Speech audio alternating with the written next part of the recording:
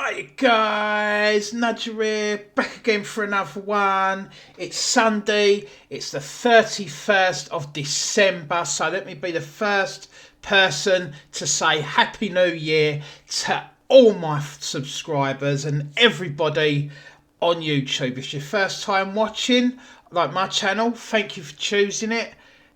Now this is I do once a week. It's only on a Sunday, and it's story time with Nudger. And basically, what it is storytelling. Now this came out in the 1980s. They're short kid stories. Basically, there's nothing offensive. There's no swearing. There's nothing bad in them. Okay. Now I'm going through them all, more for sentimental value, really, because I used to love listening to these as, like, when I was little, and I had a binder with them all in and all the cassettes, so it just triggers memories. So I hope you enjoy it as much as what I do. Let me just full screen. Right, what's the old saying? Let me just knuckle myself down to size. There we go. Right. And what we'll do is, in 3, 2, 1, I'm going to press play. And what I'll do is I'll talk after every couple of stories, okay? It's 47 minutes long, but obviously with me talking, it'll go a little bit longer. But yeah, sit back and enjoy.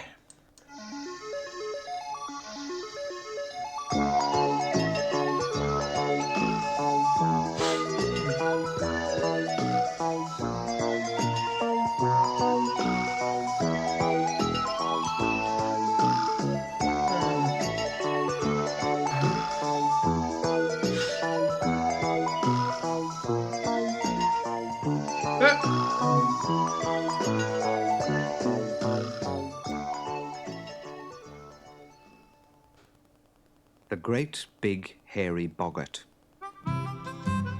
I remember this one. Long ago, there was a farmer called Jude who bought a field at a very low price. "I wonder why it was so cheap," said his wife Beth. "Do you think it'll be all right?" "Of course it will," replied Jude. "It's good land, and to think it's mine. All mine." "Mine, you mean?" Jude and Beth turned round and were amazed to see a great big hairy Boggart standing only a few yards away. He had bloodshot eyes and a nose as round and red as a beetroot. Long, fleshy ears poked through his hair, which stood up like a hedgehog's prickles. He had a set of whiskers as tangled as a hawthorn bush. The Boggart's clothes were in tatters, and his trousers were held up with old rope. His hairy knees and elbows showed through ragged tears and worn-out holes. And he had the longest arms you have ever seen, with fists as big as turnips. "Get off my land!" he shrieked, waving his arms about like a windmill. "Your land," said Jude. "That's what I said. My land, and me Boggart father's land before me, and his father's before that." "You must be joking," said Jude. "I paid good money for this land, and I signed the deeds." "You just get yourself off it," yelled the Boggart. "I was here first." And he began to jump up and down in a rage. "Well, I'm here now," said Jude, "and I own it." These south-facing windows. Oh, I hate it when this happens. Oops, They sorry about that. stuck their chins out and glared angrily. That weren't meant to happen. Sorry, guys. Neither of them would give way. Then Beth said, "Perhaps I've got the answer. You plant the crop, Jude, and the Boggart can reap it. Then we can all have the harvest." All right," said the Boggart. Jude did not see why he should do all the work and then give half his crop away, but Beth waved a hand to silence him. "So, which half of the crop do you want, Boggart? The tops or the bottoms?" "You what? Do you want what grows above the ground or what grows under it? One or the other. Be quick. Make up your mind." "I'll take the tops," chuckled the Boggart. "You can keep the roots." So Jude and the Boggart shook hands on the bargain. "Fine," said Beth, as she walked home with Jude.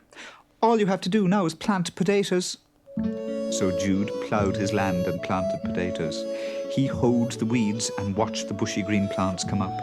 When harvest came, the great big hairy Boggart returned to the field and demanded his share of the crop. "There you are," said Jude. "The tops are all yours. Lovely potato plants, just right for... well, I'm sure you'll find some use for them." "You little rogue!" roared the Boggart. "You miserable cheat! That's not fair! Why, I'll... A bargain is a bargain, Boggart. Now take the potato tops and leave me alone." "Oh, the Boggart was fuming with anger. "I'll get even with you next time." "What do you want next year, then? Tops or bottoms?" asked Beth. "Bottoms, of course. You can keep the tops next time." And the Boggart stomped off. "Now what shall we do?" asked Jude. "Plant barley, my dear. Let the Boggart make what he can out of barley roots." So, after Jude had dug up all his potatoes, he planted his field and sowed barley seed. He rolled the land and watered it, and when the spring came, young green shoots appeared. By harvest time, when the great big hairy Boggart arrived for his share of the crop, the field was a swaying carpet of gold. "There it is," said Jude.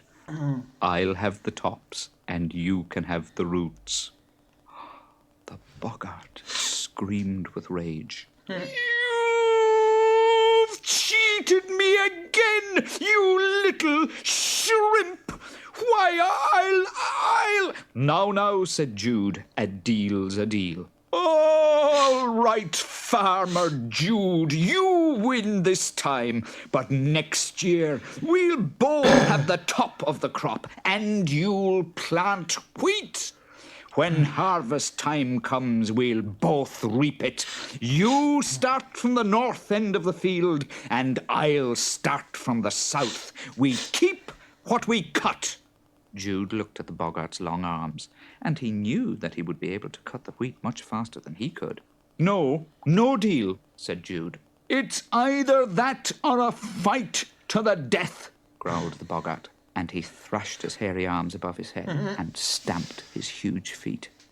"What a terrible sight," laughed Jude. "Please don't let's fight. I wouldn't want to hurt a Boggart." So they shook hands on the deal, and the Boggart went away sniggering. Jude told Beth about the bargain. "He's got such strong arms. He'll cut 10 times as much wheat as I can. He's beaten us this time, I'm afraid." Beth thought for a minute. "Suppose that some of the wheat grew with tougher stalks than the rest," she said. "Then one side would get blunt much quicker than the other." And she told him her plan. "Oh, that's it," said Jude. "I'm glad the Boggart doesn't have a wife as clever as you." Jude ploughed the land and planted the wheat seed. Then he watched the crop grow tall and golden. Just before the harvest, he bought some thin iron rods and crept out to the Boggart's end of the field in the middle of the night. He stuck the rods into the ground among the stalks of wheat. Harvest day came, and the great big hairy Boggart arrived, carrying a scythe in each of his huge hands. Jude started cutting the wheat from the top end of the field, and the Boggart started from the other. Jude swung his single scythe in steady, sweeping strokes, and the golden wheat fell down all around him. But the Boggart cut and hacked and sweated and swore, and then he stopped. "The weeds in the wheat down this end," seem mighty tough, he shouted. No trouble up this end? Called Jude. The Boggart was too stupid to notice the iron rods, so he sharpened both sides and went on hacking at the wheat. Eventually, he stopped again, mopping his forehead.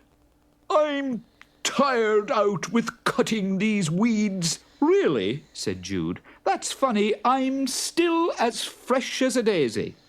The Boggart tried again, swinging his scythe in all directions, but with each stroke they got more blunt and chipped. Finally, he threw them down in a rage. You can keep your useless land, He yelled at Jude. it's more trouble than it's worth. He strode off over a hedge and vanished down the road into the distance. And the great, big, hairy Boggart never bothered Jude and Beth again. That was a nice one, wasn't it? That was quite cool. I enjoyed that. I did enjoy that, The actually. Owl and the Pussycat. Ah, here we go.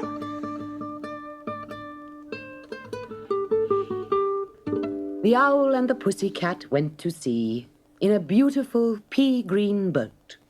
They took some honey and plenty of money, wrapped up in a 5-pound note. The Owl looked up to the stars above and sang to a small guitar. Oh, lovely pussy, oh, pussy, my love, what a beautiful pussy you are. No jokes. You are. What a beautiful pussy you are. Pussy said to the Owl, "You elegant fowl, how charmingly sweet you sing. Oh, let us be married. Too long we have tarried. But what shall we do for a ring?" They sailed away for a year and a day to the land where the bong tree grows. And there in a wood a piggy-wig stood, with a ring at the end of his nose, his nose, with a ring at the end of his nose. "Dear pig, are you willing to sell for 1 shilling your ring?" said the piggy. "I will." So they took it away and were married next day by the turkey who lives on the hill. They dined on mince and slices of quince, which they ate with a runcible spoon. And hand in hand, on the edge of the sand, they danced by the light of the moon, the moon, the moon. They danced by the light of the moon. Ah.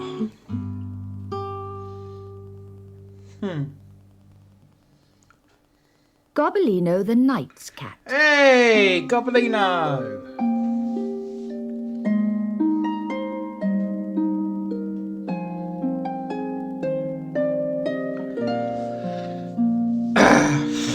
Gobbolino was sitting sadly by the roadside when he heard the clop, clop, clop of a horse approaching. A fine horse was coming along the road, but the knight who sat astride it was pale and sad. The horse shied at the sight of Gobbolino, nearly throwing the knight off. "Good day to you, little cat," said the knight. "And what are you doing on the king's highway? You're a very pretty cat. Why don't you jump up on my horse and come with me?" As they rode along, the knight told Gobbolino why he was so sad. He said he was in love with the beautiful Lady Alice, but she had been shut up in a high tower by her father until she made up her mind which of 2 suitors she would marry. One was the knight himself, and the other was the Black Baron who lived in a castle nearby. Both suitors went to visit her every day and took her wonderful presents. The Lady Alice had promised to marry the man whose present the other man could not guess. Every day the Black Baron would guess what present the sad knight had brought, and every day the sad knight would guess what present the Baron had brought. Okay. Now the tower stood in the middle of a wood, and it was guarded by a huge dragon. The dragon was old and lazy, but Gobbolino had never seen a dragon before, and he was more than a little frightened when he saw the green coils of the monster wrapped around the bottom of the tower. The knight, holding Gobbolino on his arm, knocked boldly on the door of the tower. The lazy dragon opened one eye and looked at them, but he did not move. Rosabelle Serving maid to the Lady Alice ran down the stairs and opened the door. "Is my lady alone?" asked the knight. "Why, yes, sir, she is. The Baron left half an hour ago, and he brought the loveliest set of ivory balls you ever saw." Gobbolino could see now how the suitors found it so easy to guess each other's presents. The knight and Gobbolino followed Rosabelle up the stairs to the top of the tower, where the Lady Alice sat beside her spinning wheel, looking out over the forest. "Oh, what a pretty little cat," she cried. "Do let him come and sit on my lap." Gobbolino leapt onto her lap and sat there purring. "Stay with me forever, little cat," the Lady Alice whispered. "It's so lonely here in the tower, with nobody but my serving maid and the silly knight and the stupid Baron and that lazy dragon to talk to. I've never had such a pretty gift before." Sitting at the feet of the Lady Alice, Gobbolino thought that he had never been so contented before in his life. Fast delivery. Great entertainment. I'm sorry about that, guys. That should not happen. The next morning, the Lady Alice leaned out of her window and cried, "I can see the Baron coming. Go and let him in, Rosabelle, but don't say what present the knight brought me yesterday." Gobbolino, who knew that Rosabelle would tell the Baron about him, slipped out of the room behind her and hissed in her ear, "If you tell the Baron about me, Rosabelle, I'll turn you into gingerbread and the dragon will eat you up." The Black Baron thundered on the tower door and Rosabelle opened it. But she would not say a word about the knight's present. So the Baron came up the stairs in a very bad temper, for Rosabelle had never failed to tell him before. "The knight brought you a pair of pigeons, I suppose," he said to the Lady Alice. "Oh, dear me, no. And if you don't guess in 2 more days, I'll marry him and not you." When night fell, the Lady Alice brought out her harp. The music grew sadder and sadder, till at last she burst into tears. "Oh, Gobbolino, what is to become of me? Now I'll have to marry the knight, and I don't want to marry either of them. I'm in love with a noble young lord, but he went to the wars, and now my father says that I must marry one of these stupid men. What shall I do?" The Baron arrived the next morning with 5 gold coins for Rosabelle, but still she would not tell him about the knight's present. "Oh, no," she sobbed, "I dare not. The present would turn me into gingerbread and scratch me with its claws." "It's a cat!" shouted the Baron. "A witch's cat!" Just then the knight arrived at the door. Both suitors ran up the stairs with Rosabelle sobbing behind them. "It's a witch's cat!" shouted the Baron. "Rosabelle told you," cried the knight. "It'll cast a spell on us all," said the Baron as he reached the top.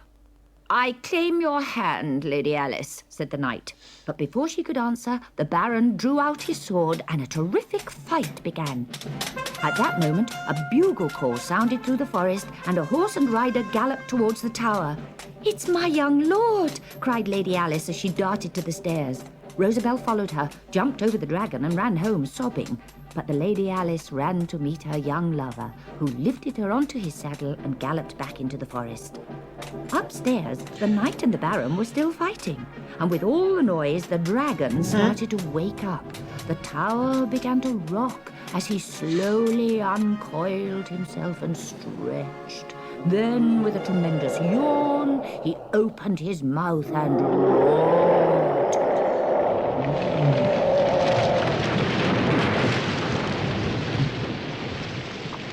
Gobbolino barely had time to leap clear before the whole tower crashed down around the Baron and the knight, still fighting among the ruins.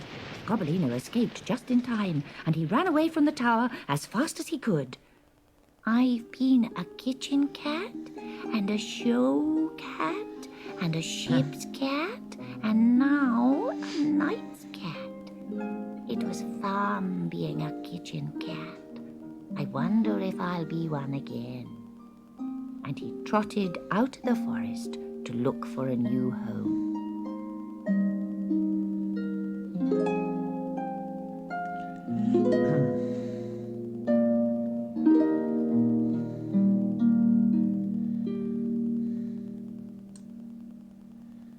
That was quite a nice one. That I enjoy the Gobbolino series. You know, like I mean, even as a kid, I enjoyed it. So each story's different, isn't it, in a way? And yeah, it's actually really nice. If you're still with me, thank you very much. I hope you still are. Let's carry on to the next story. The Lion and the Mouse. One very hot afternoon, a lion was dozing in a cool, dark cave. He was just about to fall asleep when a mouse scuttled across his nose. With an angry roar, the lion raised his paw and knocked the mouse to the ground. How dare you wake me up? He snarled. I'll crush you into the ground. Oh, please, please, spare me, squeaked the terrified mouse. I promise to help you one day if only you let me go. That's a joke, said the lion. How could a puny little mouse like you help a big, strong lion like me? And he began to laugh. He laughed so much that he lifted his paw, and the mouse escaped. A few days later, the lion was out hunting in the jungle. He was just thinking about his next meal when he tripped over a rope pulled tight across the path. A huge net fell on top of him, and, strong as he was, he just could not struggle free. And as he twisted and turned and wriggled and writhed, the net got tighter and tighter. The lion began to roar so loudly that even the animals outside the jungle could hear him. One of these animals was the little mouse who was nibbling at a grain of corn. He immediately dropped the corn and ran to the lion. "Oh, mighty lion," he squeaked, "if only you'll keep still, I can help you escape." By now the lion felt so tired that all he could do was lie back and watch as the mouse gnawed through the ropes of the net. He could hardly believe it when some time later he realized he was free. "You've saved my life, little mouse," he said. "I'll never laugh at the promises made by tiny friends again." Nice short story, wasn't it? Skull shaver. Smooth, clean shaven. Sorry, guys, he's giving me the ump now. Right. Simon's Canal. Okay. Simon's Canal. There we go. Don't go near the canal, said Simon's mum. She said this 10 times a day to Simon's big sisters, Trish and Paula. Trish and Paula had to look after Simon, keep him safe from harm. Mum put on Simon's jacket and combed his hair. Then she said to the girls again, "Remember now, keep away from that canal." Simon didn't know what a canal was. How could he know if he never saw it? He guessed it was a huge and frightening monster in a lair near Curran's Mill. Sometimes he heard it roaring. One dark, windy night, it came galloping up the lane towards their house, hungry and angry. Good thing the door was locked and the curtains drawn. Trish and Paula took Simon to the library. "Simon can have a book with one of my tickets," said Trish. "He can't read." "Well, he could look at the pictures." "What sort of book do you want, Simon?" "A book about a canal." "No," said Trish. "There's only one book about a canal. It's too boring. You won't like it." Simon knew what boring meant. He had watched his dad boring holes. Perhaps the canal bored holes in people with its horns. Trish was right. He wouldn't like that. "Here's a good book for Simon," said Paula. The cover of the book had a picture of a great, green dragon roaring across a river. "Is that a canal?" asked Simon. "Well, it's nearly the same," said Paula, thinking he meant the river. "You and your canal," sighed Trish. Next day, Gran came from London for a holiday. Gran loved the country. "We shall go out every day," she said to Simon. When Trish and Paula were at school, Gran and Simon had fun. They went to the park. They rambled through the woods. They climbed up the hill behind Simon's house. Then one lunchtime, Gran said they would walk by the canal that afternoon. Simon looked startled. His tummy felt queer, and he couldn't eat his pudding. "Aren't you scared, Gran?" "Scared of a weedy old canal? I should think not," said Gran. So the monster was not so frightening after all. It was growing old, losing its strength. Simon began to feel sorry for it. Gran and Simon walked through the fields. They came to Curran's mill. The mill stood on the banks of the water, and the power from the water ran the mill. Simon did not feel scared with Gran beside him. "Where's the canal?" asked Simon. "Right in front of you, of course." Gran pointed with her umbrella. "Oh," said Simon. He could see nothing but water. Then he knew. The monster was invisible. It could see them, but they could not see it. The monster hummed quietly to itself, but it did not try to hurt them. It was old. At tea time, Simon said, "They'll never be able to catch it anyway." "Catch what, dear?" "The canal." Trish and Paula giggled. "Isn't he funny, Mum? Who would ever want to catch a canal?" "Good," thought Simon. "Nobody wants to catch the canal, and the canal does not want to catch us." "I'd like another piece of cake," said Simon. "Please." You can tell a lot of these stories are from the mid-80s, can't you? 1980s. Hansel and Gretel. Ah, here's a classic.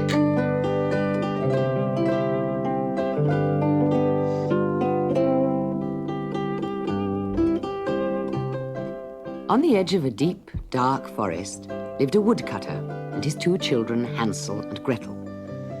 After his first wife died, the woodcutter married again, but the woman was unkind and felt no love for Hansel and Gretel.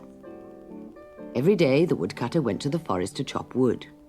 He worked very hard, but no matter how hard he worked, he got so little money for his wood that he just could not afford to feed his family. One night, when Hansel and Gretel were in bed, the woodcutter said to his wife, "How are we going to feed the children tomorrow? There's hardly any food left." "We can't afford to feed them," she said sharply. "We don't have any money. They're young and strong. They'll just have to find their own food. Tomorrow we'll take them into the middle of the forest and come back without them. We'll just have to leave them there." The woodcutter threw up his hands in horror. "My children, left all alone in the forest. They might be eaten by bears." "Well, I can't feed them anymore. They'll have to go," his wife said angrily.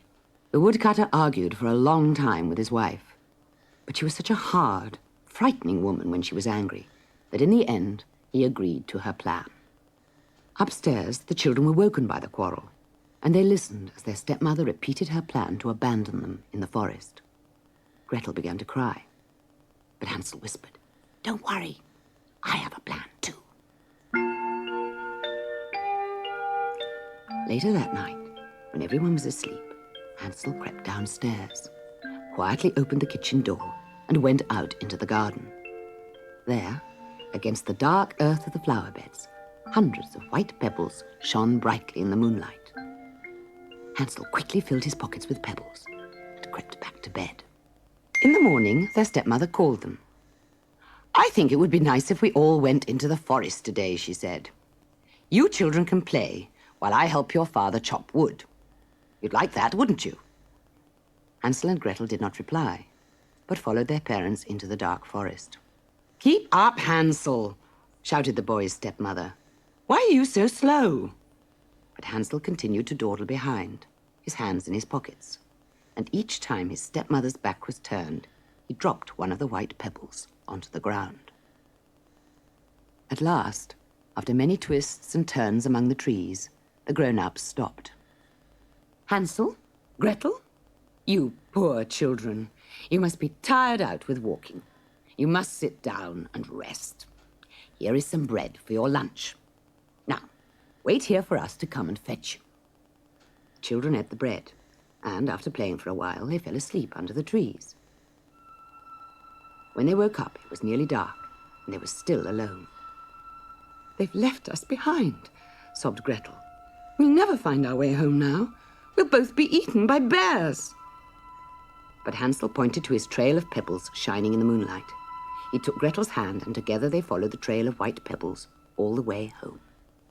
When they knocked on the cottage door, their father opened the door and hugged them tight because he was so delighted that his wife's cruel trick had gone wrong.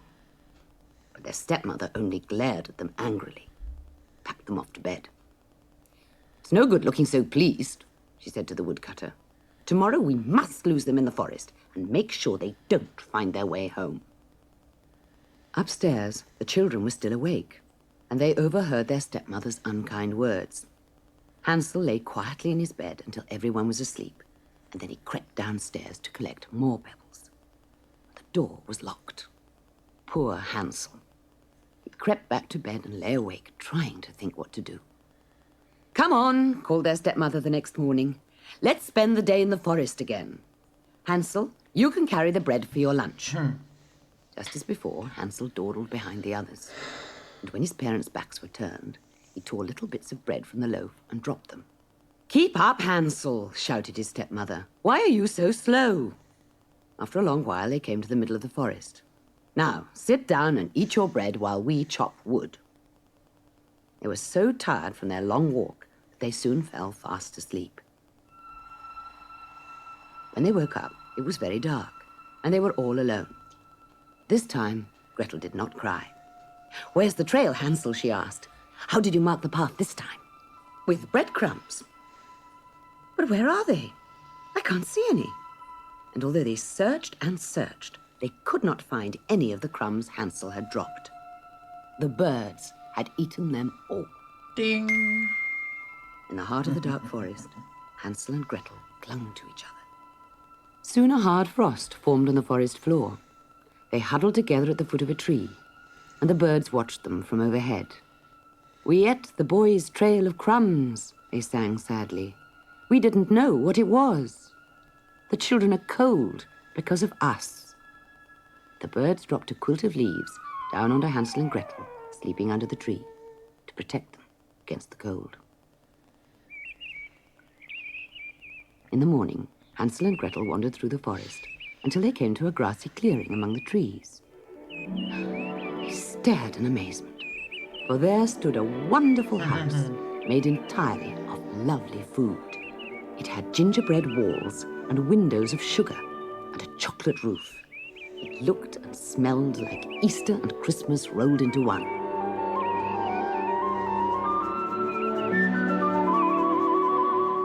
They were so hungry that they ran to the house and began to break off bits of chocolate tiles and sugar windowsills. Then an old lady came hobbling out of the front door. Don't eat my house, children, she croaked. Come in, and I'll give you pancakes and puddings instead. So they followed her inside and told her that they were lost and could not find their way home.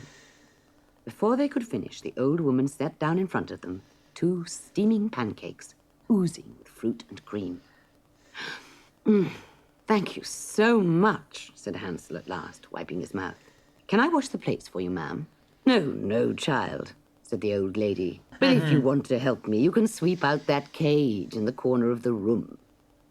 It was a very large cage, big enough for Hansel to crawl inside with a brush. Suddenly, the door clanged behind him, and the old woman shrieked with delight. Gotcha! A witch! A witch! That's what I am. My gingerbread house is a trap. And who do you think I catch in my trap, eh? Children! Ha ha ha ha ha! The witch made poor little Gretel be her servant, making her sweep and scrub and clean. But she had something else in mind for Hansel. Ha ha ha! I'll fatten you up, my boy. Then one day soon I'll roast you for dinner. One day, as Gretel was sweeping the house, she noticed that the witch was very short-sighted. Every day the old woman would go to Hansel's cage and peer in at him. "Poke your finger through the bars, lad," she would say. And she would feel Hansel's finger to see if he was getting fat. A few days later, Gretel crept to the cage and whispered her plan to her brother. So, when the witch told him to poke his finger through the bars, he stuck a chicken bone through instead and let her feel that. "Too thin, she snapped. "You'll never be fat enough to roast. I'll have to turn you into soup instead." The next day, the old witch said to Gretel, "Heat a big pan of water on the stove so that I can cook your brother. I want it very, very hot. Do you hear? So put lots of logs in the fire." "The stove is ready," said Gretel after a while. "But I don't know if it's hot enough for you." "Stupid girl!" snapped the witch. "Do I have to do everything myself?" She hobbled over to the stove and bent down to look inside. Quick as a flash, Gretel gave her a push, tumbled her into the stove and slammed the door shut. There was a puff of purple smoke. But Gretel was too busy unlocking Hansel's cage and setting him free to sea. "Let's get out of this horrible forest," she cried, "and never come back." "Wait a second," said Hansel. "We can't go home empty-handed. Father hasn't enough food to feed us. We must take something with us." So they made a sledge out of the chocolate roof of the gingerbread house. And they broke up its gingerbread walls and loaded them onto the sledge, along with the sugar-spun windows, candy twist banisters, and marshmallow chairs. Then they pulled the sledge through the forest until at last they found the path leading home. As the woodcutter's house came into view, they could see their father standing in the doorway. His unkind wife had run away with a rich timber merchant, and he was left feeling very lonely without his children. Aww. When he saw Hansel and Gretel, he was overjoyed and hugged and kissed them. They all took the chocolate sledge into the town and sold sweets to every family that lived there. And they took home so much money that none of them ever went hungry again.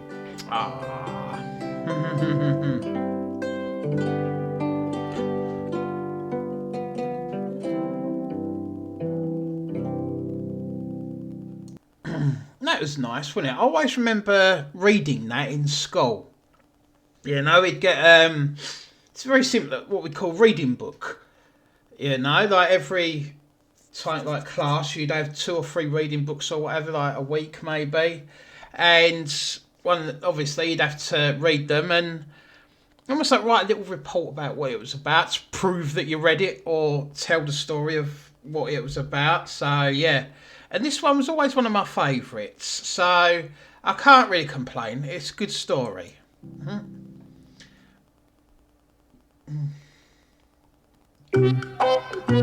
Hey! Aldo in Arcadia.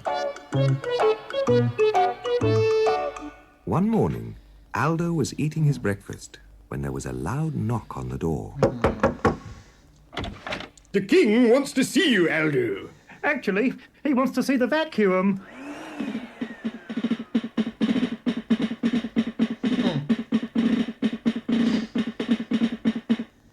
Does your vacuum fly, Cyril? I'm lucky if it cleans the carpets, Fred. Nah.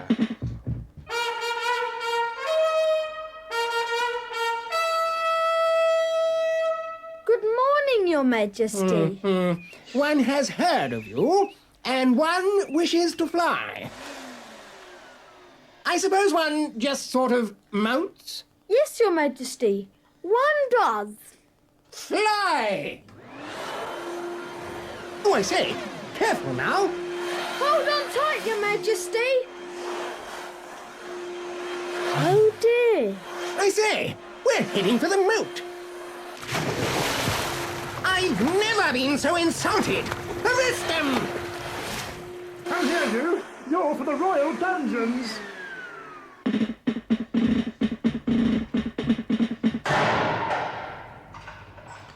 I wonder how long I'll have to stay here, Vacuum. Wait a minute. Who's this? Don't worry. When the king calms down, I'll get you out. Daddy's still furious. We are truly sorry, Aldo. We realize now that it was just an accident. but one really does want to fly. Well, perhaps my Uncle Emo can help. Oh, this is going to take some thought. Yes, I think I may have the answer. Gosh, what's happening?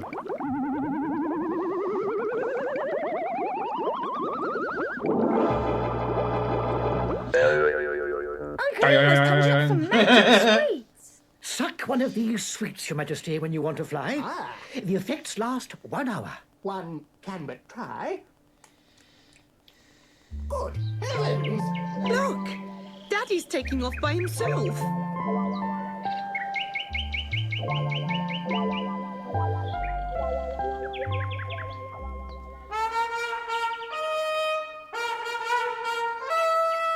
For services to the kingdom of Arcadia, I dub thee Sir Aldo and Sir Uncle Emo. The king spent the rest of the day blissfully floating around. Ah.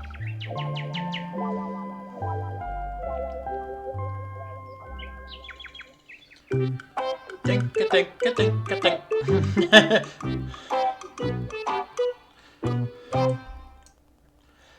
That's cool, isn't it? Yeah, I'm enjoying this, how they all carry on from book to book. Yeah, no, it's not just one and done, so to speak. Although a lot of them are, which, all right, thank God. But yeah, the fact that a lot of them continue as you go through the other chapters of the books is actually really good. What's next? Start your engines and expand your... I had a feeling that was going to happen. Never mind.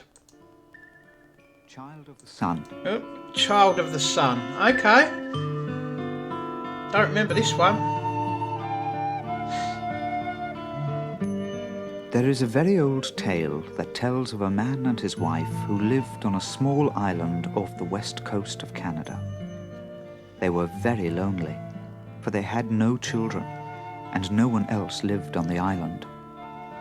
One evening, when the sky was the colour of seagulls' feathers, the young woman sat alone on the seashore looking out across the water. If only we had children. They could play on the sand with me and I wouldn't be so lonely, she said. A kingfisher nearby was diving in the mouth of the river with his young. Oh, kingfisher, said the young woman, I wish I had children like you. Then, to her amazement, the kingfisher replied, Look in the seashells. Look in the seashells. The next evening, when her husband was away fishing, the woman sat again on the beach, looking out to the sea. She saw the seagull bobbing up and down on the waves with her brood of young gulls. Oh, seagull, the young woman sighed, I do wish I had children like you. And the seagull replied, Look in the seashells. Go and look in the seashells. Then suddenly she heard a cry from behind her. It came from a large seashell lying in the sand. Picking it up, the woman looked inside and saw a tiny boy crying as hard as he could. She carried the baby home and looked after him. He soon grew into a strong little boy. One day, the boy said to the young woman, I must have a bow made from the copper bracelet on your arm. The woman smiled, and to please the little boy, she made a tiny bow and 2 tiny arrows. The next day, the boy went out hunting with his bright new bow, and after that, he went out hunting every day, bringing back geese, ducks, and all sorts of small seabirds. As he grew older, the boy's face turned a deep golden colour, brighter than the shine of his little golden bow. And when he sat on the beach gazing out to sea, the weather was always calm, and there were strange, bright lights on the water. One day, a huge storm blew over the ocean, and the sea was so rough that the fisherman could not go out in his boat, and before long, he and his wife and the little boy had no more fish to eat. Then the boy said, Let me go out in the boat with you, Father, because I will conquer the storm spirit. The man did not want to go out in the boat as the sea was so violent, but the boy continued to plead so much that he finally agreed. Together, they set out across the stormy sea. They had not gone far when they met the storm spirit blowing in from the southwest, where the great winds live. Tossing the little boat this way and that, the storm spirit blew and blew like a wild monster. But for all his blowing, he could not turn the small boat over. The boy guided it through the waves, and soon the sea was calm all around them. Then the storm spirit called his friend Mist of the Sea to come and hide the water, for he knew that when the mist came down, the man and the boy would soon be lost. When the man saw Mist of the Sea spreading across the water, he was terrified. He was more afraid of Mist of the Sea than any of his many enemies on the waters. But the boy said, "Don't be afraid. He will not harm you when I'm with you." When the Mist of the Sea saw the boy sitting in front of the little boat and smiling, he disappeared as quickly as he had arrived. There was nothing else the storm spirit could do, so he turned away in anger, and the sea was safe again. As they set off for home, the boy taught his father a magic song, which they sang to the fish. When they heard it, the fish swam into the nets, and by evening the boat was loaded up with a fine catch. "Tell me the secret of your power," said the father. "I can't tell you yet," replied the boy. The next day, the boy went out with his copper bow and arrows and shot many birds. When he got home, he skinned them and hung up the skins to dry. Then he covered himself in the skins of plovers, rose into the air, and flew above the sea. Below him, the sea was a dull grey, like the colour of his wings. After flying round the island, he came down. He took off the plover skins and put on the feathers of blue jays, and again soared up into the air. The sea beneath him immediately turned to a blue, like the blue of his wings. Again he flew round the island and returned to the beach. This time he put on the skins of robins, which had a reddish, golden colour from their breast feathers. As he flew high over the sea, the waves below him reflected the colour of fire. Bright gleams of light appeared on the ocean, and the western sky shone a golden red.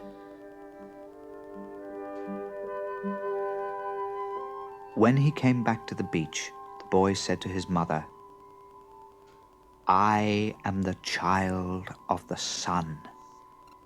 It is time for me to go now, and I shall leave this island forever, but I shall appear to you often in the western sky when the sun shines bright at the end of the day. When the sky and sea at evening are the golden colour of my face, you will know that the next day will be fine, and there will be neither wind nor storm. And though I have to leave you, I will give you special powers. Wear this magic robe, and if you ever need me, you can let me know by sending little white signals to me, so I can see them from my home in the west."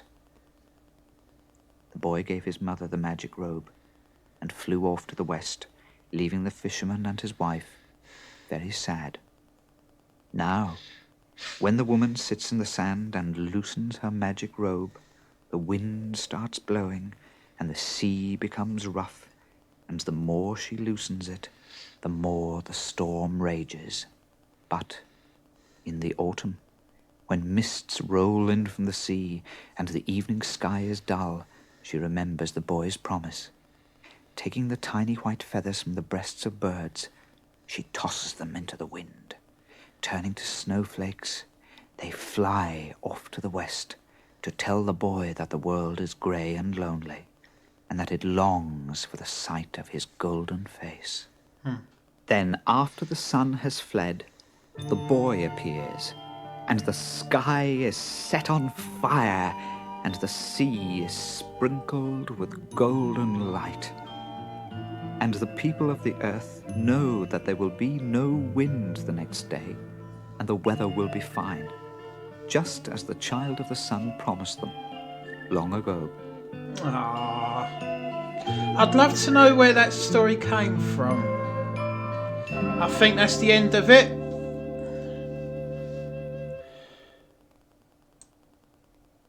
Yep, that's right. I remember I used to colour these in. Ah, my days. Okay, guys. There we go. Thanks for watching. Hope you stuck with me throughout all of that. That was fun. That one went rather quickly. What can I say apart from Happy New Year? Hope you have a really nice New Year's Eve. And starting from Monday, I'll be doing more music reactions. Okay? So until then, once again, thank you so much for watching. Happy New Year.